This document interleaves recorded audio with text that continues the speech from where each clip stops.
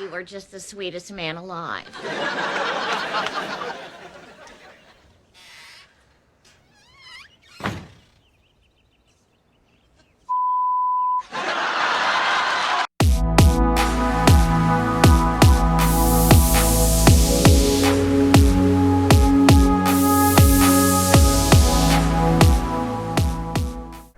Well, I'm really surprised Netflix got this, but I'm still asking why the hell, after a sequel series failed, they're going to go with a third try. But before we start, don't forget to hit that like, subscribe, share this video, hit that notification bell, switch it to all, and you'll get all of our notifications here on Q2Cast TV and Mad Men with the Show.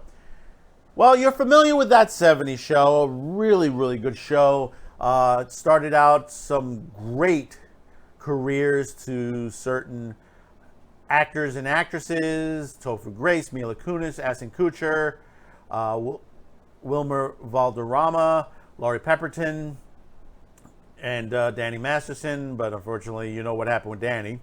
The series did very well, and they did commission a sequel series, not with this cast, but with a different cast called That's 80 Show, which I think you can see some clips on YouTube, and I don't think it's available out there yet, fully in a full restored version. But it wasn't that great.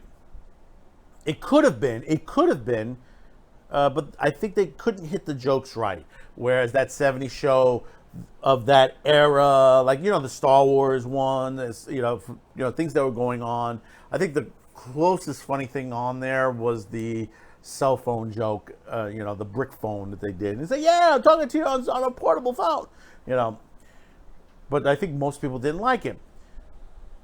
So we thought we heard the end of it, but we just received word that Netflix, and I don't know how they got this away from Disney, because it is a Fox show. Netflix orders a spinoff, That 90s Show. I mean, I don't know how the hell they're going to do this. And supposedly, 2 members of the original cast has joined the Fox series. So let's read into this. This is from Hollywood Reporter. Netflix is spinning off the Fox sitcom That 70s Show. The new comedy is titled That 90s Show, and the original series Bonnie and Terry Turner are back on board. On the cast front, only Kurtwood Smith, who played Red, and Deborah Jo Rupp, who played Kitty, have so far signed on to reprise their roles, but the producers are hopeful that other familiar names will join in guest appearances. Here is the original description. Hello, Wisconsin. It's 1995, and Leah Foreman, daughter of Eric and Donna, is visiting her grandparents for the summer, where she bonds with a new generation of Point Place kids under the watchful eye of Kitty and a stern glare of Red. Sex, drugs, and rock and roll never dies. It just changes clothes. That 70s Show debuted in 1998 and ran for 8 seasons on Fox, chronicling a group of teenage friends growing up in a fictional Wisconsin town. It also enjoyed a streaming afterlife on Netflix, but departed the service last year. The original show cast has several actors who went on to thriving careers, including Topher Grace, Mila Kunis, Ashton Kutcher, Laura Pepperton, and Wilmer Valderrama. One member of the core cast, Danny Masterson, is current to set trial for 3 drapey charges in Los Angeles. In 2002, Fox launched a short-lived comedy, That 80 Show, which wasn't a spin-off of That 70 Show, but was inspired by the format. Netflix has ordered 10 episodes of the multicast spin-off, with Greg Metter serving as a showrunner. Executive producers Bonnie and Terry Turner, Lindsay Turner, Marcy Carsey, and Tom Werner. Rupp is Rep and Artist Representation, Right Entertainment. Hollywood, and we're seeing this leak into the streaming sites as well. They're going back to the well. They have nothing. They're literally, they're junk. They have nothing at all to make. Why would you go and create a That's 90 show? We are well beyond That 70 show, which was such a great show. Why ruin it and create a sequel series? And especially, how old would be Red and Kitty at this point? Let's think about that for a minute. It's the 1990s. It was the 70s. They were well into their adults. I mean, Kitty was going through menopause in that 70s show. So how far are they along as far as age? You know, how many times you're going to use people from the original series to guest star on there? I mean, you're going to have people coming in and it's like, oh, is this one going to get started? It's just going to be full of Easter eggs. That's all it's going to be. It's going to be an Easter egg show. It's another grab for audience, and it's the 90s, and you know they're going to get it wrong. You know that the way Hollywood is today, if they can't get the 70s right, and I'm not talking that 70s show, I'm talking about any show that they rebooted from that era. If they can't get a 70s show right, if an 80s show you can't get right, and even a 2000 show you get right, what do you think of a 1990 show is going to work? I mean, it is ridiculous. Like I said, Hollywood is dying out. I mean, really. I mean, all you got to do is look at what they are doing. They're pulling Law and Order. NBC's pulling Law and Order out of the grave and bringing it back to prime time.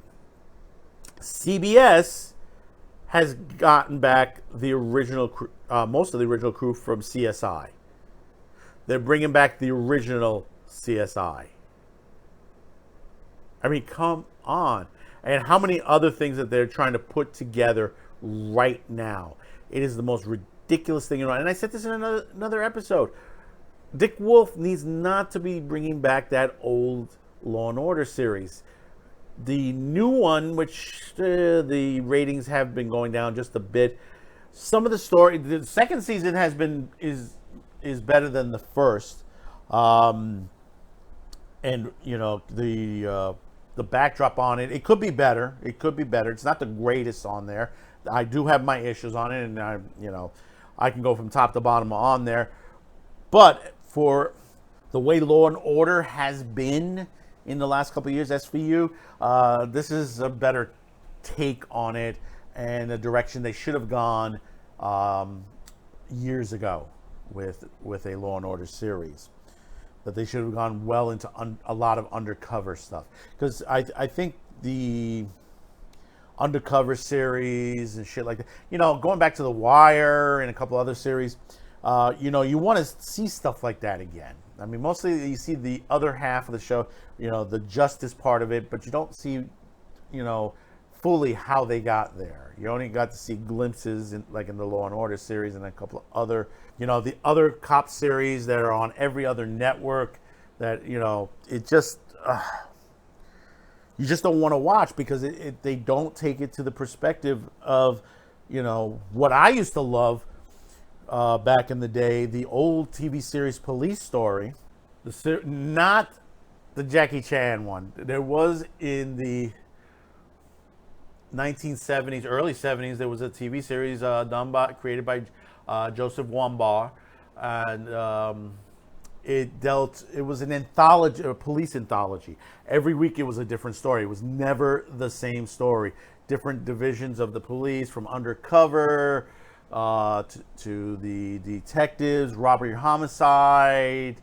In fact, one of the stories was spin off to a great TV series. For those complaining that there's not enough women in TV, Angie Dickinson, it became Policewoman, which you can watch on Tubi TV, which ran from 74 to 78. This is where it came from. And Police Story inspired Hill Street Blues, In the Heat of the Night, the TV series, and of course, Law and Order, NYPD Blue, Homicide: Life on the Street, and The Shield. And the one thing about Police Story, you had one hell of a cast, because you had who's who in Hollywood at the time. Eddie Albert, Claude Ankins, Casey Kasem, Cheryl Ladd, Jerry Lee Lewis, Gregory Sierra, Shatner, Alex Rocco, Donald O'Connor, Brandon Cruz. I mean, I could go. Antonio Fargas. So many people. Lloyd Bridges, Jim Brown, Robert Brown, Dick Butkus. So many people were involved acting on it. Like I said, every week was a different story. This was a police anthology. We need stories like this again. You know, even though Law and Order close, but the thing about it is, it's always the same pattern, the same group of people. We need a change every week. You know, and I tell you, the soundtrack was good. It was Jerry Goldsmith did the soundtrack to this. Had 6 seasons, 98 episodes. You know, I encourage you to go find it out there. Really, these are really good episodes on there. When are we going to get this? Who knows? But wow, Netflix, amazing that you're going to do this. Amazing, because you know, this is like the stupidest thing that you're going to do today. You know, there's so much more you could do. You know, focus on what is your number one for Netflix. What is your number one right now currently? It's still Squid Game. It's still Squid Game. Think about that for a minute. Think about that. Even in the top 5, Squid Game is still number 1 at the time of this recording. Even the Chappelle special, which has been right now big in the news at the moment, that's number 3 on Netflix right now. So that shows you where you should be diverting your resources right now. Don't bother with these old rehashing of these shows. You know, look what happened with one day at a time. You know, as much as, you know, what you did with that, and people say, well, it was a good show. It wasn't that great show, and I'm Hispanic. You know, rehashing something that was to this era, it's a different era. You could not reboot a show of that nature. It was a different time period for that show. Go back and watch it. You know, and when they say there's not strong women on broadcast television or in Hollywood, look at one day at a time. It's a fantastic show. The things that they went through in there is a mother of 2 raising 2 daughters in a rough time period. You know, most people don't realize what's going on in that time period. Go take a look. Take a history lesson to that era, and look around. Not a great time period. Even though today is not a great time period either. But hey, listen. This is what they want to do. They want to lose customers this way. Hey, you know, maybe we should you know, like I said, close our wallets out. You know, I hate to see people lose their jobs, but they don't care about their people in the jobs. And we know from what was going on with the He-Man, they don't care about what the important people, the people who pay for the services, or what they think about their projects. So we reached this part of the video. Thank you for tuning in. Don't forget to hit that like, subscribe, share.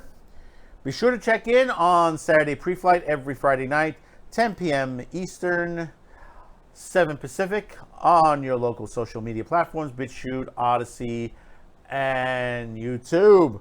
This week we got the zombie genre going on, so do tune in.